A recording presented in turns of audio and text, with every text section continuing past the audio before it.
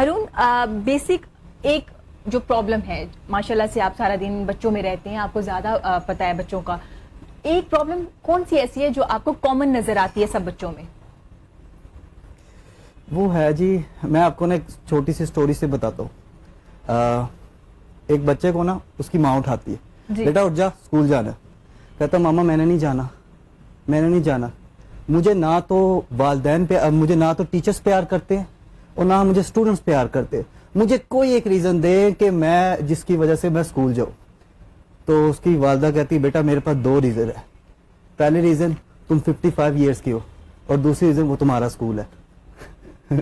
تو کہنے کا مقصد یہ ہے کہ ذمہ داری، اگر ہم لوگ بچوں میں ذمہ داری نہیں ہے، ٹیچرز میں ذمہ داری نہیں، میں اوور آل بات کر رہا ہوں، ٹھیک ہے، ایک اسپیسیفک سیکٹر کو میں ہٹ نہیں کر رہا کیونکہ ایک اسپیسیفک سیکٹر کی غلطی ہوتی نہیں ہے، یہ دیکھیں کلیکٹیولی غلطی ہوتی ہے، ٹھیک ہے، بچہ کی پرابلم. لیکن جو میرے نزدیک جو سب سے زیادہ اسٹوڈنٹ کی ہے وہ رسپانسبلٹی. اسٹوڈنٹ جو ہے وہ رسپانسبل نہیں رہا اب کا اسٹوڈنٹ. مطلب کہ اگر میں دیکھتا ہوں بیک ان 10 ایئرس پہلے دیکھتا ہوں تو اس دور کا جو اسٹوڈنٹ تھا وہ رسپانسبل تھا.